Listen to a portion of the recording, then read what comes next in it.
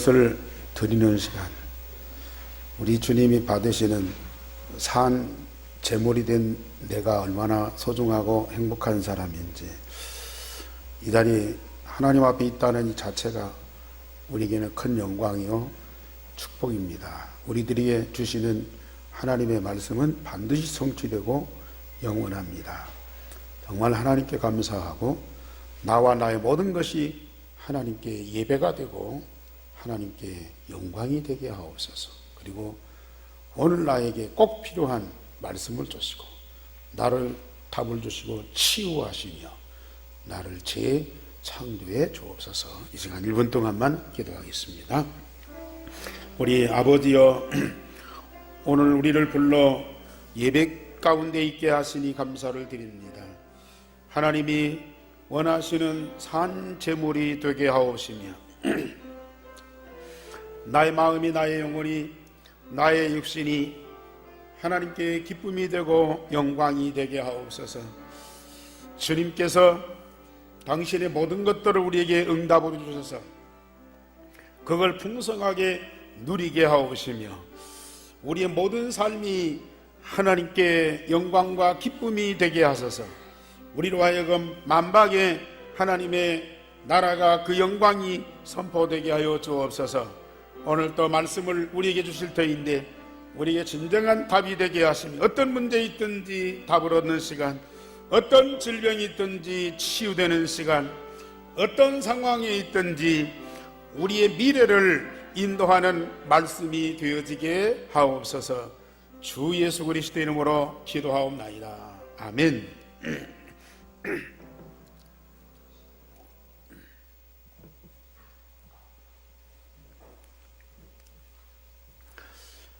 예수님께서 이제 십자가 지시기 며칠 남지 않았습니다.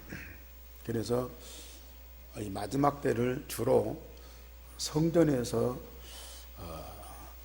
가르치시는 일을 하셨습니다.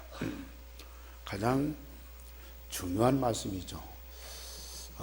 평소에도 예수님의 말씀은 완전하신 하나님의 응답인데 이 마지막 주간에 주시는 말씀은 유언적인 말씀이면서 우리에게 절대 필요한 말씀입니다. 그러면서 오늘 말씀에는 세상이 아무리 좋고 강한 것도 없어지는 때가 반드시 온다. 그래, 그렇게 아름답게 그 핀 꽃도 시든 때가 오는 것이고 아무리 강한 철도 녹슬고 좀먹는 때가 오고 그렇게 튼튼한 빌딩도 언젠가는 무너지게 됩니다. 심지어 화산 폭발이 나서 덮쳐버리고 때로는 지진이 나서 갈라서 무너져버리고 참 이런 일들이 세상에 계속 오게 돼 있어요. 그래 전도서 3장에는 모든 것이 때가 있다. 날 때가 있고 죽을 때가 있고 모을 때가 있고 흩을 때가 있고 세울 때가 있고 무너뜨릴 때가 있고 돌을 주워올 때가 있고 버릴 때가 있다. 영원한 것이 없어요. 그러나 하나님이 우리에게 주신 말씀은 반드시 성취되고 영원한 것입니다. 세상 모든 건 있다가 없어지는데 하나님의 말씀은 영원한 것입니다. 그래서 이사야 40장 8절에도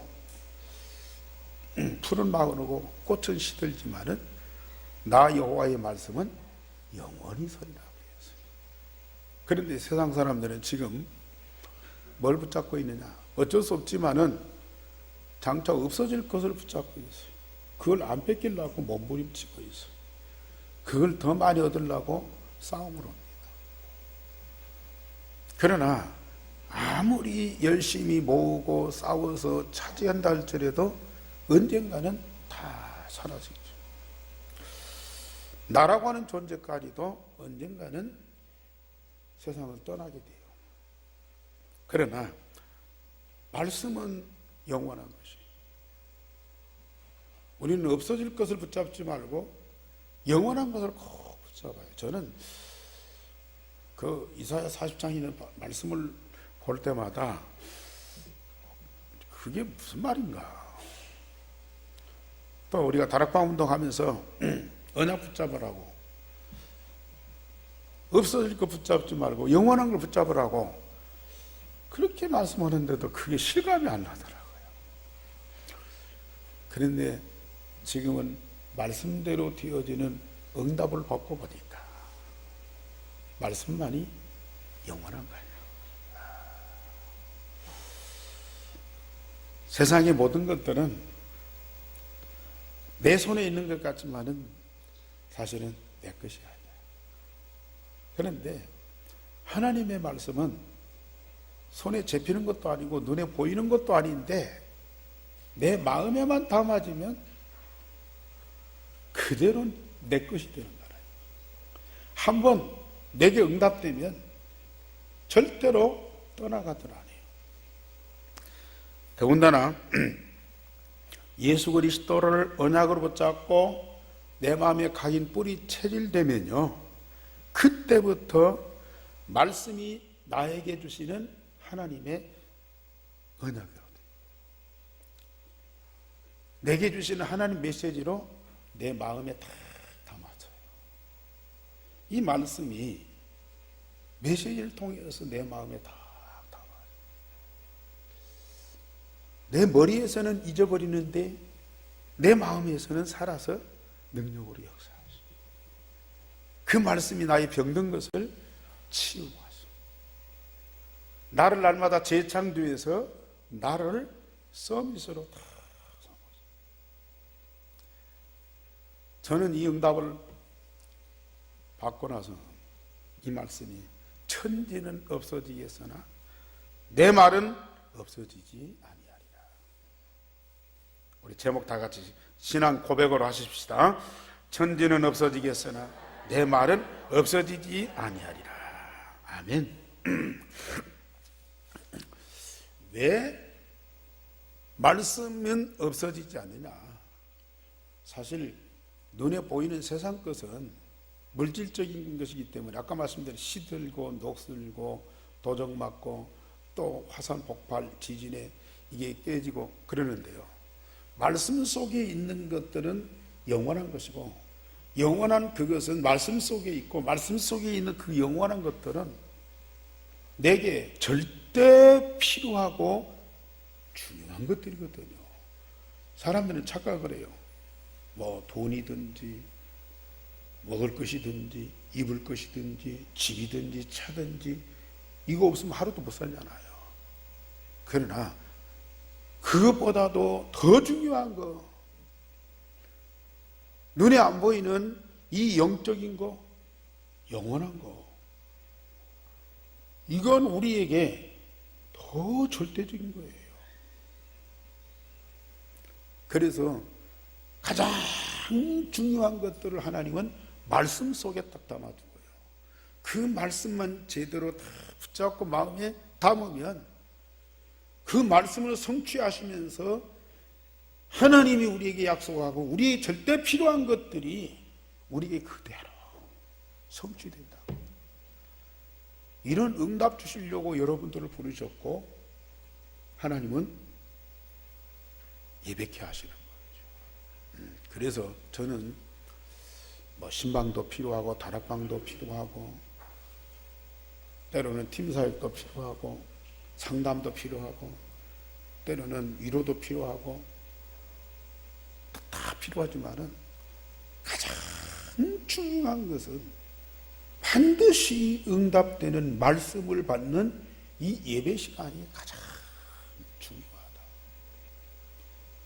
우리 성도님들이 어떤 문제 있든지 어떤 어려움이 있든지 이 예배 통해서 주시는 말씀으로 완전히 답으로 되셔야 돼요. 치유받으셔야 돼요. 그 말씀을 통해서 나를 재창조시켜야 돼요.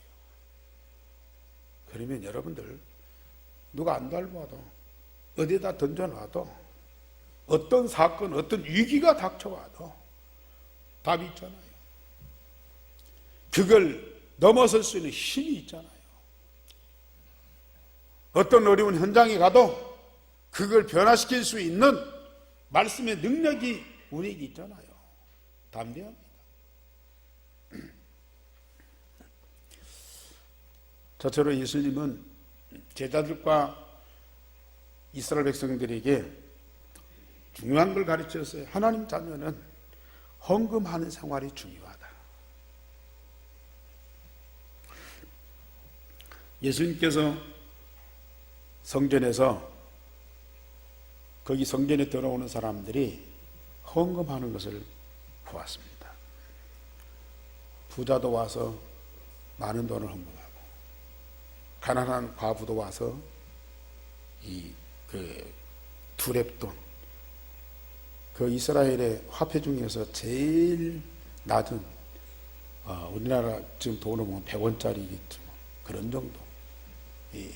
적은 화폐같이 그 두렙돈을 헌금함에 넣는 것을 보셨습니다. 우리가 하나님께 예배나 하나님과 함께하는 영적 생활에서요, 헌금은 중요한 부분을 차지하고 있습니다. 예수님이 마태복음 6장에는 네 보물을 천국에 쌓아두라고 그랬어요. 그러면서 물질 있는 곳에 네 마음도 있다 그랬어요. 내 마음이 어디에 있느냐? 그게 가장 중요한 응답입니다. 몸은 와 있지만 마음은 다른 데 있어요. 그러면 그건 진정한 예배가 안 되거든요. 예. 마음은 있다지만 물질이 없어. 그러면 결국은 그 마음이 다른 데 있다는 거거든요. 우리가 예배할 때에 찬송도 하고 기도도 합니다. 그러나 헌금하는 시간도 예배의 가장 중요한 부분입니다. 그렇다고 해서 우리가 하나님이 이걸 필요로 하시니까 돈을 이게 기부하고, 교회가 운영하는데 돈이 필요하니까 이 교회에 기부금을 내는 그런 수준이 돼서는 안 되죠. 또 어떤 분들은 하나님께 헌금을 잘 하고 11조를 드리고 그래야만 하나님께 복을 받는다. 물론 그 말도 있어요. 복을 받는다. 그러나 헌금하는 가장 귀중한 이유는 뭡니까? 예배하는 분명한 이유는 뭡니까? 내 생명이 내 것이 아니고 주님 주신 생명이다. 그걸 고백합니다. 내 경제가 하나님 주신 하나님의 응답이다. 그걸 고백합니다. 아니, 내가 열심히 한 달 동안 직장에서 일하고 수고해서 얻은 돈인데 하나님은 뭘 주셨습니까? 물론 맞는 얘기죠. 그러나 그 일할 수 있는 건강, 일할 수 있는 환경, 그 일할 수 있는 기능, 부모로부터 받았고 내가 열심히 공부해서 또 그 연마에서 얻은 이 기술인 것 같지만은요, 눈에 안 보이는 데서 하나님이 여러분들과 함께하면서 여러분들에게 주신 응답이거든요. 그러니까 이런 헌금을 통해서 그 경제뿐만 아니라 그 배후에 있는 모든 것들을 발견하고 이것을 고백하는 것이 바로 헌금이거든요. 그런데 예수님께서 제자들에게 말씀하십니다. 다른 부자보다도 가난한 과부, 이 두 렙돈의 헌금을 드렸는데 이 과부가 더 많은 돈을 하나님께 드렸다. 돈을 많이 드리고 적게 드리고 그걸 비교하기 위해서 하시는 말씀이 아니에요. 액수로 보면은 부자가 한 푼이라도 더 드렸겠지만은 헌금을 드린 그 마음과 영적 상태가 하나님의 마음과 다 일치가 된 거예요.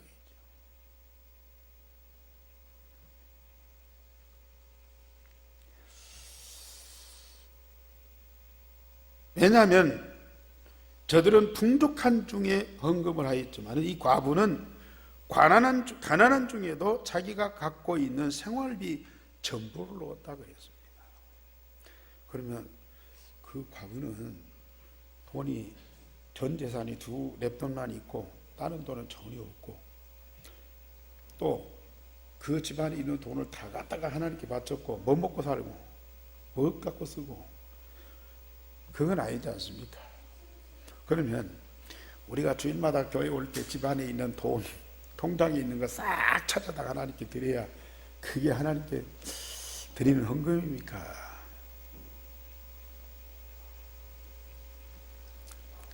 말씀드렸듯이 어떤 중심, 어떤 신앙의 고백을 가지고 하나님께 헌금하느냐.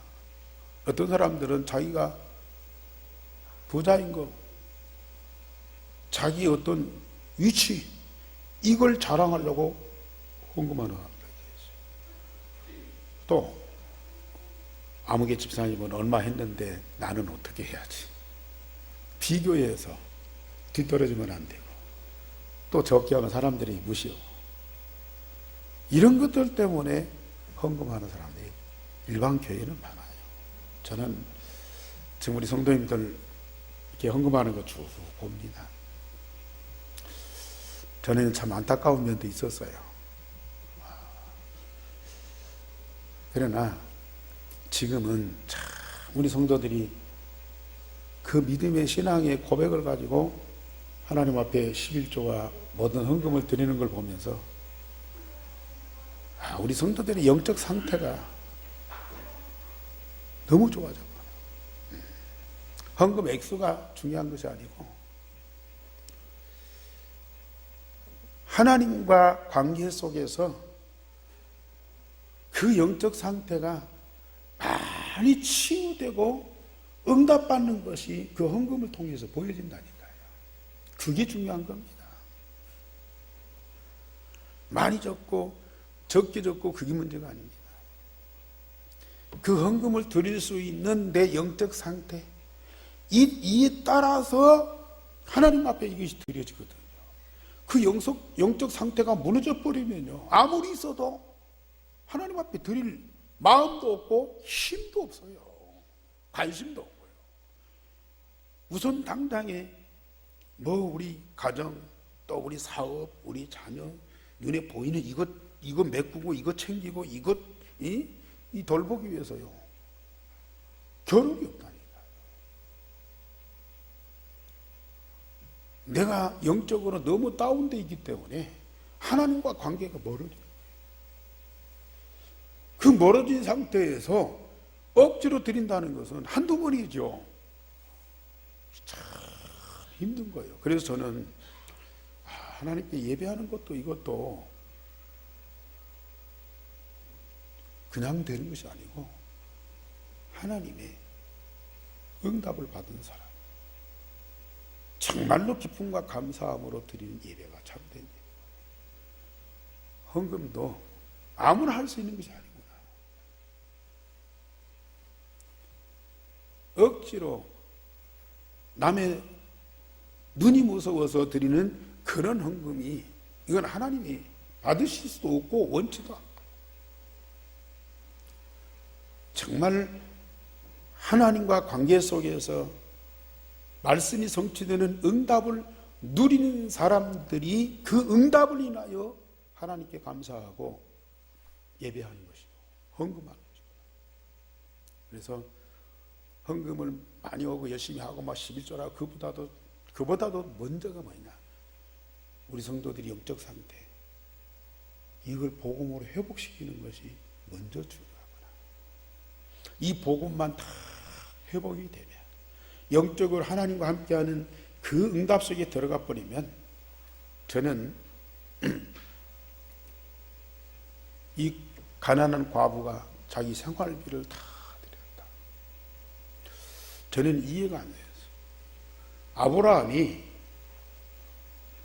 독자 이삭을 하나님 앞에 추저없이 드렸어요. 하나님이 그걸 바치라고 하니까 한 번도 갈등한 적이 없어요. 어떻게 그럴 수 있느냐? 뭐 성경의 인물이니까 그렇게 되겠지 그랬는데요. 저는 그 비밀을 알았어요. 수넴 여인이 흉년이 들어서 먹을 것이 다 들었어. 그런데 엘리사 선자가 찾아왔어요. 마지막 기름통에 남은 기름, 밀가루통에 남은 마지막 그 밀가루, 이걸 갖고 자기 아들하고 떡을 만들어 먹고 죽으려고 그랬어요. 그런데 엘리사 선자가 찾아왔어요. 다른 사람 같으면은 우리 집은 이런 형편이니까 좀 여유 있는 집에 가보세요 그럴 텐데요, 그걸 털어서 떡을 만들어 엘리사 선자는 대접했어요. 어찌 그럴 수 있느냐? 스데반 집사가 젊은 나이에 돌에 맞아 죽으면서도 어떻게 천사의 얼굴로 주님을 찬양할 수 있느냐? 바울과 실라가 빌립보 감옥에 억울하게 갇혀가지고 쇠고락 찾는데도 어떻게 밤새도록 기도하면서 찬송할 수 있느냐? 저는 그 비밀을 알았어요.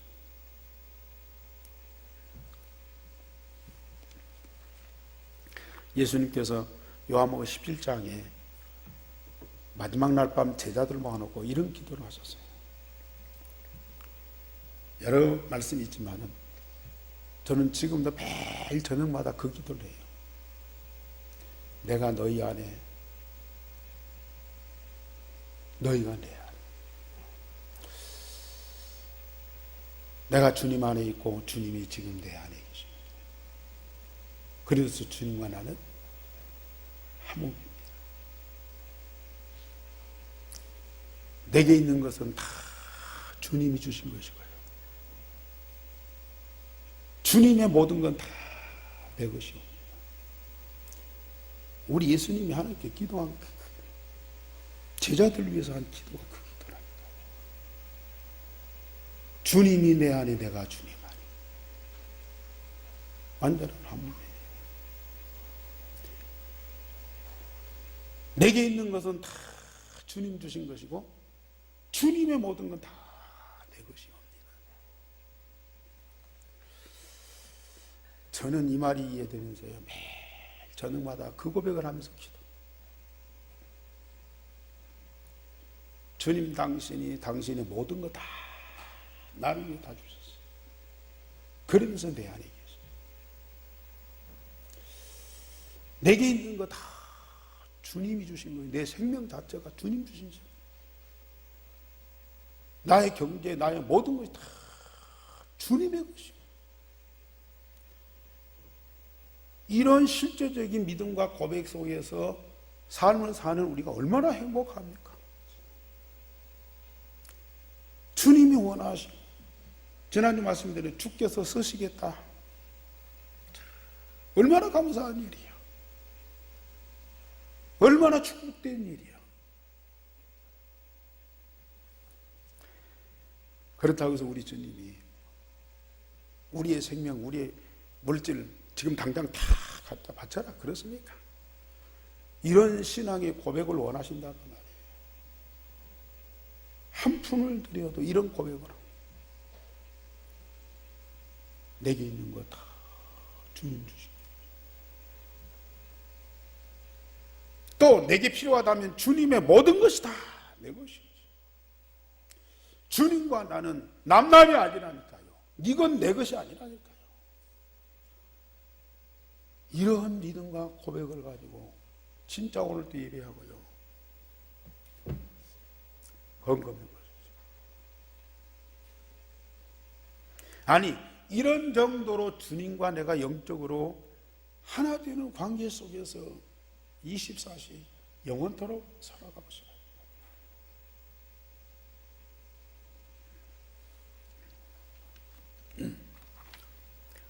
역사적으로 부자는 사업을 하고 큰 욕망을 가지다가 망한 사람이 많아요. 그러나 가난한 사람이 헌금했는데 망한 사람은 없어요.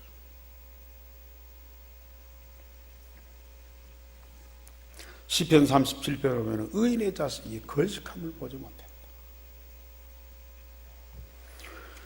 두 번째로 예수님 말씀하십니다. 아주 중요한 말씀하십니다. 아니, 뭐가 잘 될 것이다, 희망을 주고 소망을 주고 힘을 주고 그래야 될 텐데요, 우리 예수님이 굉장히 어두운 말씀을 하셨어요. 얼마 안 돼서 성전이 무너지고 예루살렘에 큰 환란이 올 것이다, 그 말씀하죠. 어떤 이들이 예수님을 예루살렘 성전을 보여주면서 가리키면서요, 뭐라고 말합니까? 그 아름다운 돌과 헌물로 꾸민 것을 말하네. 마태복음에서는 제자들이 예수님을 성전으로 데리고 와서요, 성전 건물을 보면서 그 웅장함을 자랑하는 거예요. 그때 예수님 하신 말씀이요, 자, 하나님이 이스라엘에게 언약 되신 예수 그리스도를 믿음으로 고백하는 성전을 세우고, 왜 성전이 세워졌습니까? 왜 구약시대에 모세를 통해서 광야에 성막을 세우게 하셨습니까?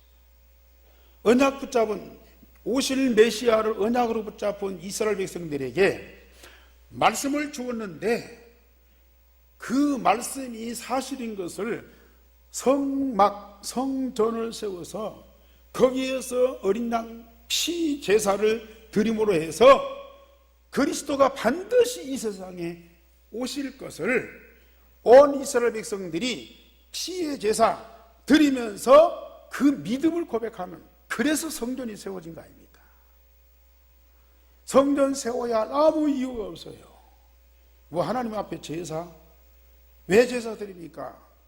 무슨 예수님이 송아지, 양고기, 그리고 피를 그렇게 좋아하시는 하나님이십니까? 그것 받으려고 성전 세워놓고 제사 드리라고 그래요? 예수님이 그리스도로 이 땅에 오셔서 창세기 3장, 6장, 11장 문제를 해결하시기 위해서 반드시 오시는데, 지금 이스라엘 백성들이 문제 속에 있을지라도 오실 메시아 언약을 붙잡고 있으면 구원받은 것과 똑같은 거예요. 그 언약 붙잡고 있으면 하나님이 그들과 함께 하시면서 말씀으로 응답하시는 거예요. 그런데 언약을 놓치면 불신자와 똑같아. 그래서 그 백성이 언약 놓치지 않도록 하려고 성전을 세워놓고 거기서 양과 소를 잡고 제물로 드리면서 피 뿌려서 오시는 그리스도, 그 언약을 믿고 고백해라 그 말이에요.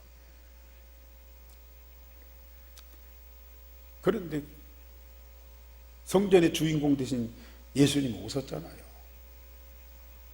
오셨어요. 이제는 성전의 시효가 끝나버렸어. 성전이 더 필요치 않아요. 왜요? 성전 대신 그리스도가 오셨기 때문에. 그런데 저 유대인들뿐만 아니라 제자들까지도 아직도 성전. 그것도요, 그 안에서 피의 제사를 드리는 그 언약보다는 건물, 의식, 그걸 그렇게도 자랑하고.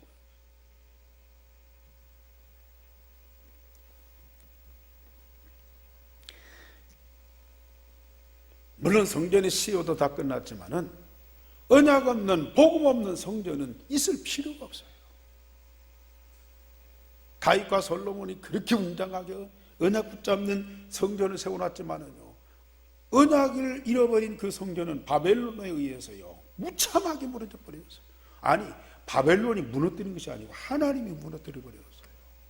아무 의미가 없잖아요. 사람 살 것도 아니고요, 무슨 물건 넣는 창고도 아니고요. 피의 제사, 오실 그리스도 언약 붙잡는 그 응답을 누리는 곳이 바로 성전인데, 그거 없으면은 아무리 성전이 몇 층, 몇백 층 있어도 무슨 이유가 있냐고요. 존재 가치가 없는 거야.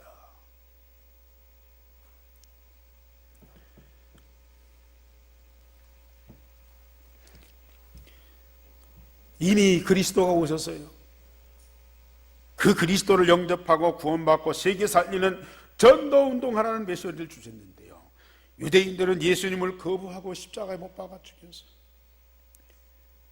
주 70년 로마 디도 장군에 의해서 처절하게 이스라엘이 망하고요, 성전이 돌 하나도 남지 않도록, 성전 벽돌 한 장도 남지 않고 완전히 무너져 버렸어요. 그 성전 자리에 이스마엘 자손, 저 이슬람 사원이 거기 딱 지어지고요, 2000년 동안 그 예루살렘 성전 자리를 뺏고 뺏기고, 그래서 그 중세의 30년 전쟁, 십자군 전쟁이요, 그 잃어버린 성전 찾기 위해서 전쟁한 거거든요. 근데 하나님이 무너뜨린 것을 누가 그걸 회복해요? 그리고 주님의 몸 교회가 세워지고 교회 통해서 하나님은 모든 응답을 다 주시고 있는데, 유대인들은 그리스도를 안 믿기 때문에 지금도 시오니즘, 예루살렘에 성전 세우려고 하나님과 완전히 역행하는 거예요. 하나님 믿고 그 모세 율법을 가지고 그렇게 여호와를 찾고 있지만 하나님과 완전히 역행하고 있다니까요. 그러니까 저주받고 멸망하는 거라. 이때 믿는 자들도 많은 핍박과 고난을 당하게 될 것이라고 7절에서 17절이 말씀했어요. 믿는 자들도 고난 받을 수밖에 없어요. 왜? 로마인들이 와갖고 유대인들만 잡아 죽입니까? 기독교인들도 핍박하고요, 잡아 죽입니다. 그러나 여기 보면은 절대로 염려하거나 두려워하지 말아라. 무서운 일과 하늘로부터 큰 징조들이 있겠지만은 이 일이 도리어 너희에게 증거가 되리라. 그러므로 너희는 변명할 것을 미리 궁리하지 않도록 명심해라. 명심해라. 내가 무슨 말로 그들에게 변명을 해갖고 그 환난과 고난을 피할까? 그거 두려워하지 말아라. 내가 너희의 모든 대적이 능히 대항하거나 변박할 수 없는 구변과 지혜를 너희에게 주리라. 또 너희가 내 이름으로 말미암아 모든 사람에게 미움을 받을 것이나 너희 머리털 하나도 상하지 아니하리라. 예루살렘이 멸망할 때 믿는 사람도 고난을 받고 핍박을 받겠지만은, 유대인들은 처절하게 멸망하지만은 핍박받는 그리스도인들은 하나님이 지혜와 능력을 줄 것이다. 머리털 하나도 상하지 않도록 지켜주시오. 너희의 인내로 너희 영혼을 얻으리라 말씀하셨어요. 그러면서 20절에서 28절에는 우리 예수님이 말세 때 예루살렘 성이 무너지고 많은 고통이 따라온다 그랬어요. 예루살렘의 군대들이 에워싸는 것을 보면 멸망이 가까운 줄 알아라.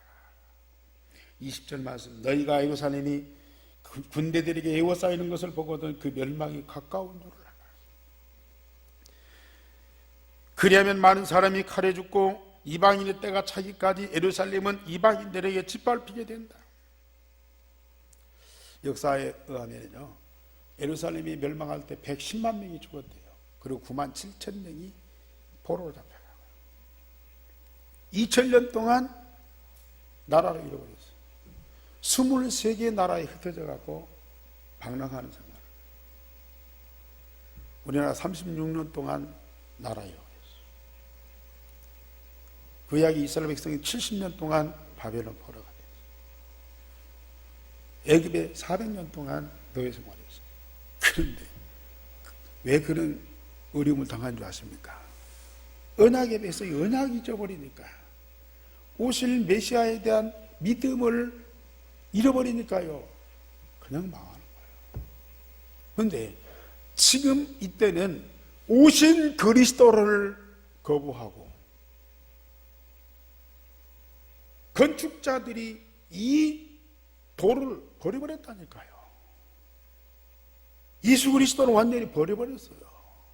아니, 구약에는 오실 그리스도를 잊어버리니까 당하는 그런 고통이고요, 신약에는 이미 오신 그리스도, 얼마나 많은 증거를 보여주고 얼마나 많은 말씀을 주시고요, 믿을 수밖에 없는데 안 믿고 그걸 거부해. 건축자들이 버린 돌이 되어버렸다니까요. 그러니까 처절하게 멸망을 당하는 거예요. 성전이 무너진 정도가 아니고, 예루살렘 성이 무너지는 정도가 아니고, 이스라엘 민족이요, 전 세계로 흩어졌어요.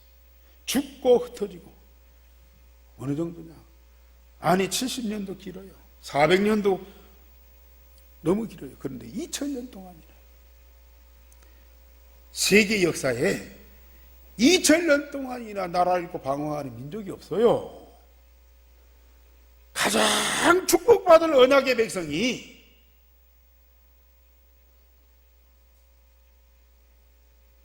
그 언약을 잃어버리니까요, 역사의 가장 큰 저주 속에 들어가는 거예요. 여러분들, 정말 하나님 구원받고 하나님 응답받아야 할 사람들이 그거 무시하고 딴 데 관심 있고 세상에 빠져보세요. 불신자보다도 우리 믿는 사람들이 더 처절하게 고통받는다니까요.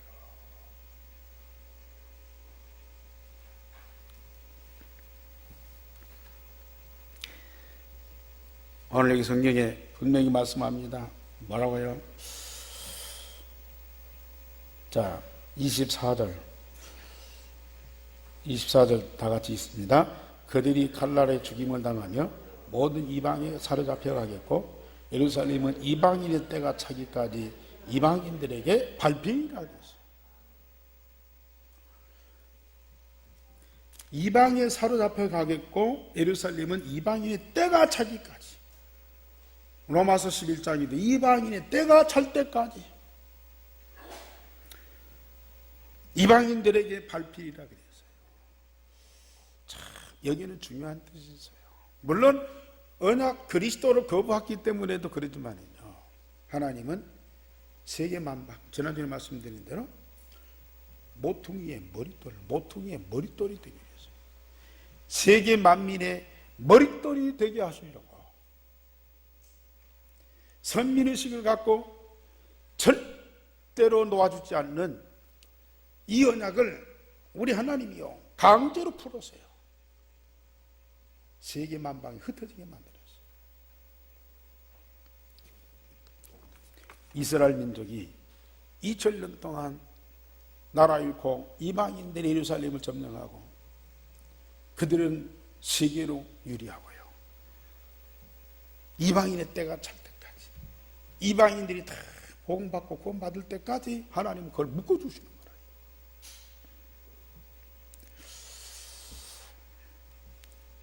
그 땅에 큰 환난과 진노가 임하는데 육신에 얽매이지 말고 멀리 도망가라. 산으로 가라.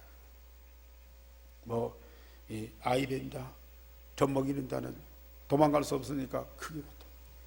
육신에 얽매이지 말고요, 떠나가라고 말이에요. 그때에 인자가 구름을 타고 능력과 큰 영광으로 오는 것을 보리라. 이스라엘이 버린 모퉁이 돌 예수님은 복음으로 세계를 정복하고 영광의 주로 재림하신다고 말이에요. 참, 다른 분도 아니고 예수님이 이스라엘 민족 유대인들을 향해서 이런 저주와 멸망의 얘기를 하셨다고요. 그 이유가 뭡니까? 하나님은 그 백성을 그렇게도 사랑하는데 그 백성은 그렇게도 미혹을 받고 사단의 말을 듣고 하나님을 대적하고 그리스도를 거부하는 그런 일을 하게 됩니다. 그러나 세 번째로요, 예루살렘이 복음으로 다시 회복할 것을 무화과나무 비유를 들어서 말씀하십니다. 무화과나무는 이스라엘의 국화예요. 꽃이 없는 나무. 무화과나무, 무화과 열매 보셨죠? 저도 시골에서 무화과나무 몇 그루 있었는데 꽃이 없는데 열매가 맺어서 그것이 이스라엘의 국화예요. 한 번에 예수님이 길을 가시다가 시장하셨어요. 그런데 그 무화과나무가 있어서 열매를 찾으니까요, 열매가 없어요. 저주해 버렸어요. 열매 없는 나무, 그걸 저주해 버렸어요. 근데 다른 곳에 갔다가 다시 그 길로 돌아오는데 베드로가 보니까 몇 시간 만에 저주받은 그 무화과나무가 완전히 말라 죽어버렸어요. 그래서 예수님한테 예수님 저주했더니 무화과나무가 완전히 죽어버렸습니다. 그때 예수님이 뭐라고 말씀하세요? 이 무화과나무에 다시 잎이 피고 꽃이 필 때가 온다. 그때는 세상 종말이 온다 그랬어요. 이 말은 언약을 잃어버리고 복음 대신 그리스도를 거부하기 때문에 처절하게 저주받은 이 유대인들이요, 이방인들이 다 복음 받고 돌아온 그 이후에 마지막으로 이 유대인들이 복음을 받고 구원받는 때가 온다. 이 민족이 복음 받고 구원받으면 그때의 세상 종말이 오고 예수님이 재림하시고 새하늘과 새 땅, 하나님의 나라가 이 땅에 이루어진다. 믿으시기 바랍니다. 우리 성도님들은 물론 내가 복음으로 구원받고 응답받고 축복 누리고 또 다른 사람한테 이거 얘기하고 물론 그것도 감사한 일이죠. 그러나 우리는 세상적으로도 그러고 영적으로도 그러고요, 역사의식을 갖고 있어야 돼요. 역사의식을 갖고 있어야 된다니까요. 이 역사의 흐름을 여러분들은 보셔야 돼요. 그리고 소명의식을 가져야 돼요. 이것 때문에 하나님이 나를 부르셨구나. 이 시대에 하나님은 나를 이렇게 부르시고 세우셨구나. 그 소명의식을 가지셔야 돼요. 그리고 사명의식을 가져야 돼요. 그렇다면 내가 뭘 해야 할 것인가. 사명의식을 가지면 하나님은 그 일을 능히 감당하도록 여러분들에게 필요한 것을 주십니다. 우리 한교회 성도님들, 비록 우리는 훌륭하고 똑똑한 사람이 아니에요. 대단한 전도자도 아니에요. 그러나 우리는 이 성경을 통해서 정말로 영적인 역사와 세상의 역사의 흐름을 보셔야 돼요. 역사의식을 가져야 돼요. 소명의식을 가져야 돼요. 사명의식을 딱 가져야 돼요. 요것만 딱 정리돼 버리세요. 세상이 보여요. 미래가 보여요. 그러면서 내가 보여요. 내가 누군가가 보인다. 나의 미래가 보입니다. 얼마나 감사한 일이에요. 그러면서 예수님께서 32절에 보면은 이 세대가 지나기 전에 이 모든 일이 다 이루리라. 먼 훗날에 이루어질 것이 아니고 여러분들이 사는 이 시대에 이런 일들이 벌어질 것이다.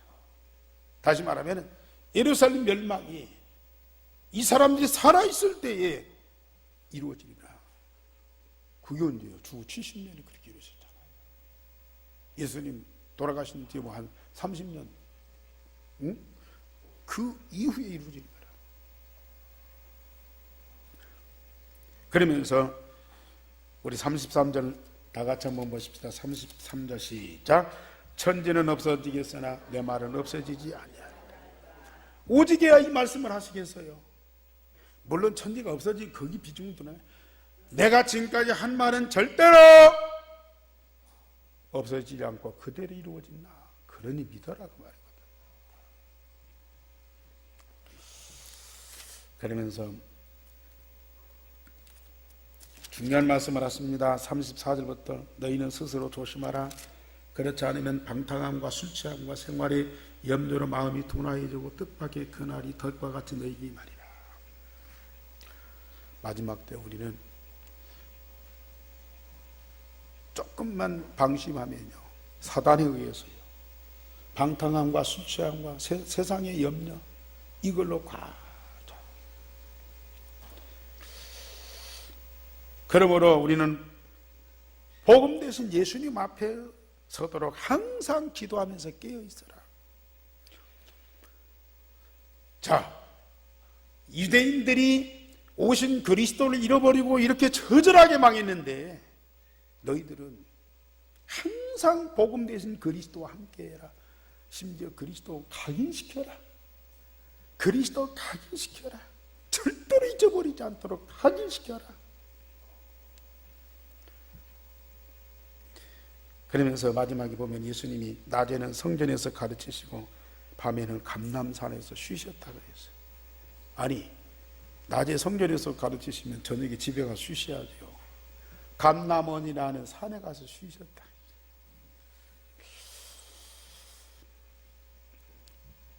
아니, 감람산에 뭐 쉼터를 만들어 놨습니다. 별장 만들어 놨습니다. 예수님은 감람산에 가서 밤새도록 기도하시는 것이 안식입니다.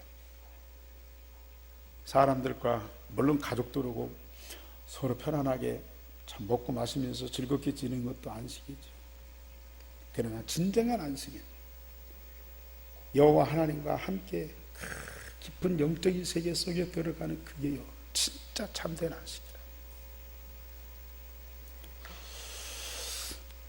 저는 이 말씀이 이해가 돼요. 왜요? 저는 저녁 시간이 가장 평안하고 저녁 시간이 그렇게도 행복하거든요. 아까 말씀드린 대로 주님이 내 안에, 내가 주님 안에. 여러분들 이거 고백만 해보세요. 내게 있는 것이 주님 주신 것이고 주님의 모든 것이 다 내 것이며, 아니 이걸 사실적으로 고백만 한번 해보시라니까요. 저는 저녁에도 오직 그리스도 각인되어 있잖아요. 내 마음에 각인된 그리스도를 기도로 누리는데요, 하나님 나라가 내 영혼에 뿌리내리고 있잖아요. 내 영혼에 뿌리내린 그 하나님의 나라를 기도로 풍성하게 누리, 성령의 충만이 내 몸속에 체질되어 있잖아요. 내 몸속에 체질된 그 성령의 충만을 기도로 누리는데,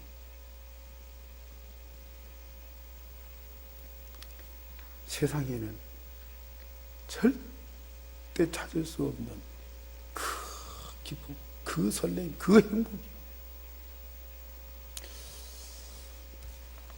저는 어쩌다가 너무 막 가슴이 설레버려서 잠을 설치는 때가 잠이 안 와요.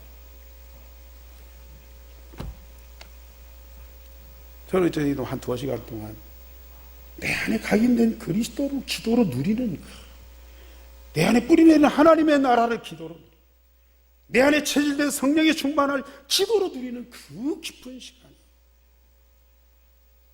사실, 저는 우리 성도들, 특별히 우리 렘넌트들 이거 죽고 올라요.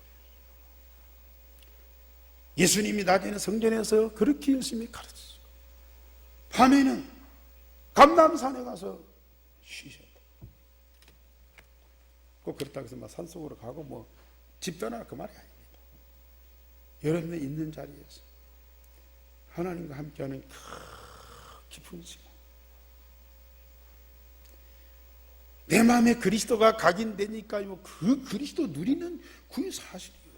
하나님 나라가 뿌리 내리니까 그 뿌리 내린 하나님의 나라 사실적으로 성령의 능력이 내 몸에 체결되니까요, 당연히 내 몸에서 성령의 충만함이 일어날 수밖에 없잖아요.